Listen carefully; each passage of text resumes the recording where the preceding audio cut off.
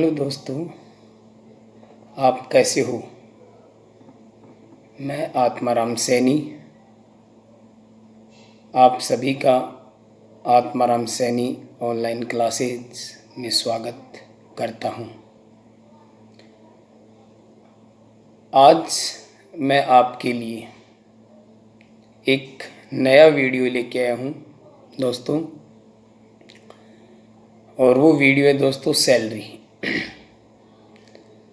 Salary प्रत्येक व्यक्ति के लिए बहुत ही महत्वपूर्ण है। सैलरी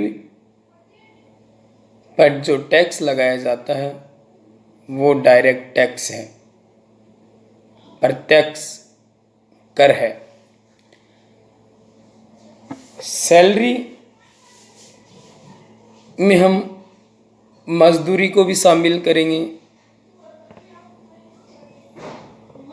और जो कर्मचारियों को वेतन मिलता है, चाहे वो गवर्नमेंट एम्प्लॉय हो, चाहे नॉन गवर्नमेंट एम्प्लॉय हो या सेमी गवर्नमेंट एम्प्लॉय हो, उन सभी को जो सैलरी मिलती है उस सैलरी पर टैक्स लगाया जाता है।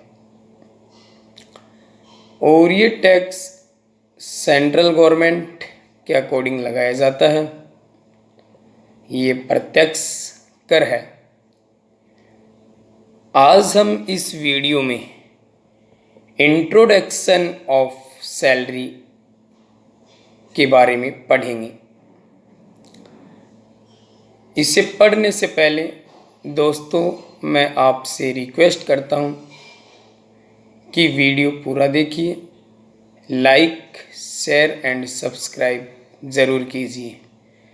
और अब हम आज स्टार्ट करते हैं सैलरी। आयकर अधिनियम 1961 की धारा 15 के अनुसार नियोक्ता है वो अपने कर्मचारी को जो वेतन मजदूरी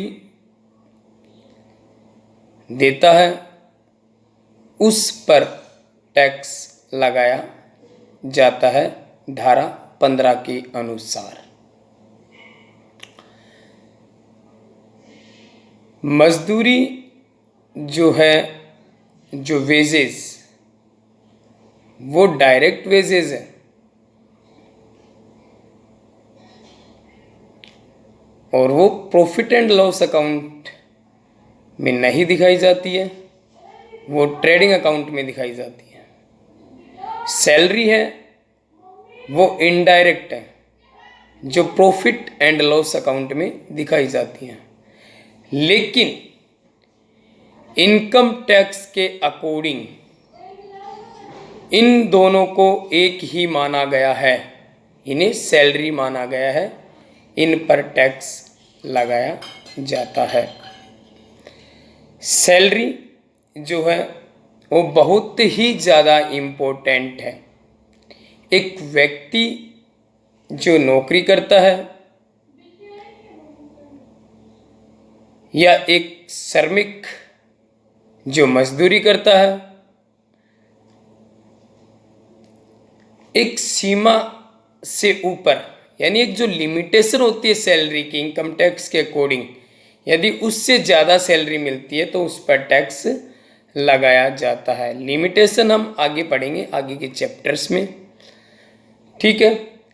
ये सैलरी का चैप्टर एक एम्प्लॉय के लिए, एक स्टूडेंट के लिए, एक टैक्स पेयर के लिए बहुत ही ज़्यादा इम्पोर्टेंट है। जो सैलरी है उस पर जो टैक्स लगाया जाता है, बहुत से एम्प्लॉय ऐसे हैं जिनको टैक्स कैलकुलेट करना नहीं आता है। वो या तो सीए से या फिर किसी अकाउंटेंट से अपनी सैलरी पर टैक्स कैलकुलेट करवाते हैं।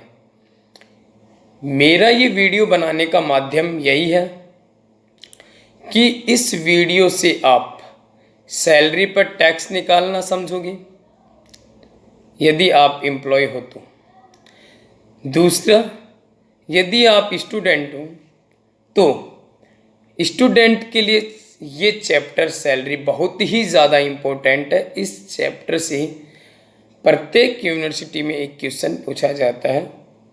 Rajasthan university, Shekhawati university, Jodhpur university, इन सब में एक क्वेश्चन पूछा जाता है। और ये क्वेश्चन यूनिवर्सिटी के अकॉर्डिंग या 20 नंबर या जो भी कोई उनके नंबर डिसाइड होते हैं उसके अकॉर्डिंग इन पर इनके नंबर मिलते हैं।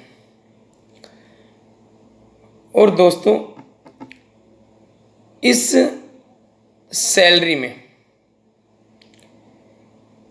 किस चीज को हम सैलरी मानेंगे, किस सैलरी पर टैक्स लगाया जाएगा, ठीक है, वो बातें हम पढ़ेंगे। अब बात करते हैं हम वेतन। वेतन किसे कहते हैं, वेतन क्या है? आयकर अधिनियम 1961 की धारा 15 के अनुसार इसकी कोई महत्वपूर्ण डेफिनेशन या परिभाषा नहीं है। इसके लिए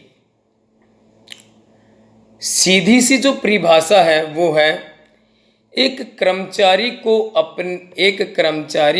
अपने नियोक्ता से मिलने वाला वेतन, बोनस, कमीशन, भत्ते, सुविधाएं, ग्रेच्युटी, पेंशन, क्षतिपूर्ति और अर्जित अवकाश के बदले प्राप्त राशि, भविष्य निधि, इन सब के योग को हम वेतन कहते हैं। इन सब को जोड़ने के बाद जो इनकम आती है उस इनकम पर टैक्स लगाया जाता है। ये इसकी डेफिनेशन थी।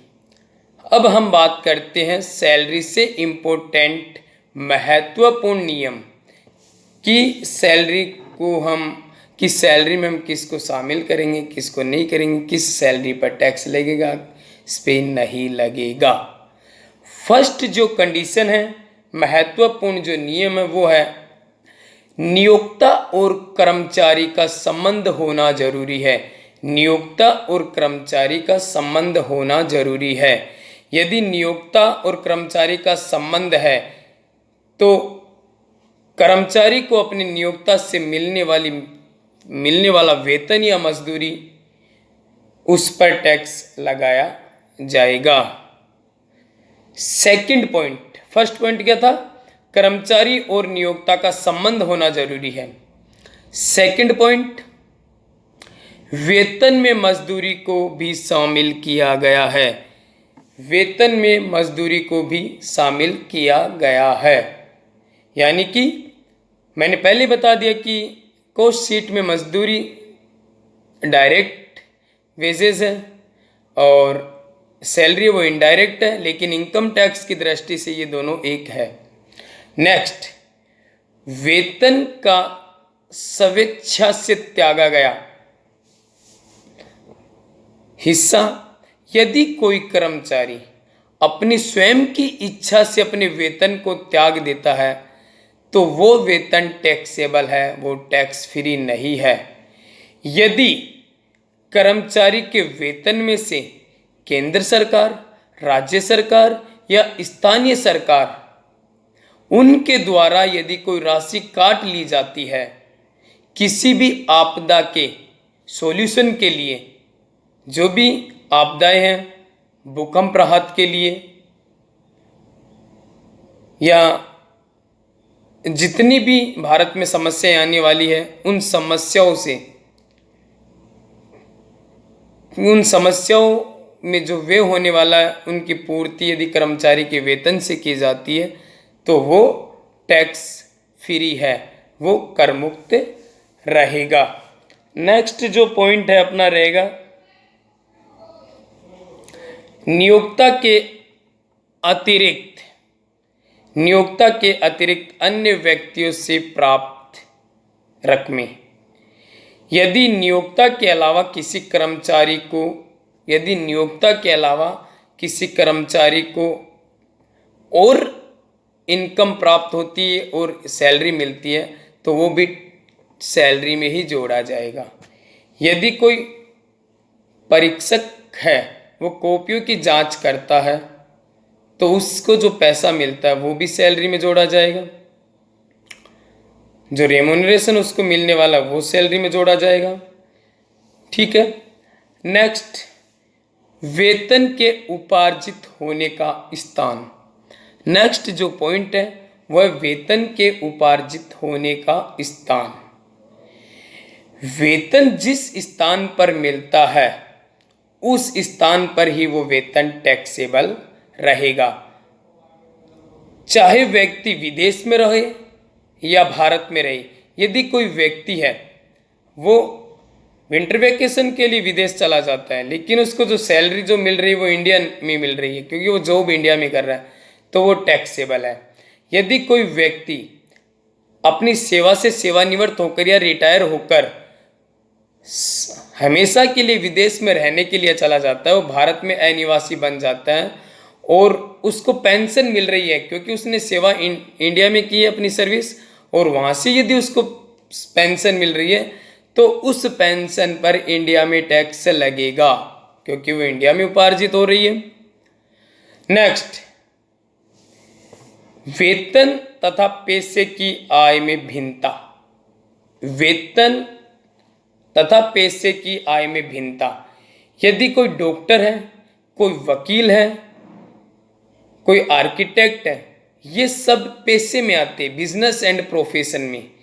यदि कोई अभिनेता है और वो फिल्म बना रहा है और उसे उसके प्रोड्यूसर से जो सैलरी मिल रही है, जो इनकम मिल रही है, वो सब सैलरी में आएगा, चाहे वो उसकी एक अलग फैशन हो, उसका एक जो कला है, लेकिन वो स्वयं काम नहीं कर रहा है, वो किसी दूसरे के काम कर रहा है तो वो उसकी इनकम होगी, सैलरी होगी।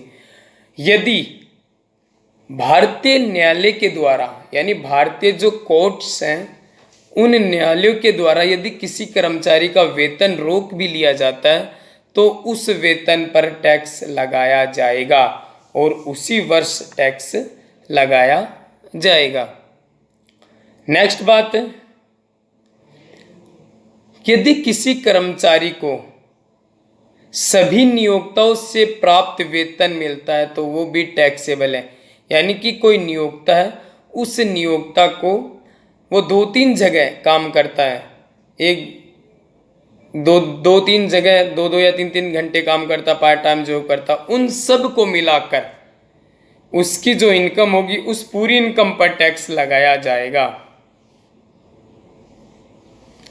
वेतन किसी भी अवधि के आधार पर प्राप्त हो सकता है, चाहे वेतन साप्ताहिक हो, चाहे मासिक हो, चाहे अर्धवार्षिक हो, चाहे वार्षिक हो, वो पूरा का पूरा टैक्सेबल है। यदि किसी कर्मचारी को, किसी एम्प्लॉय को अपने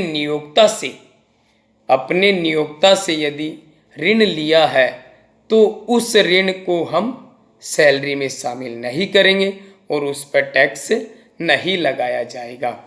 नेक्स्ट, वेतन में से कटौती।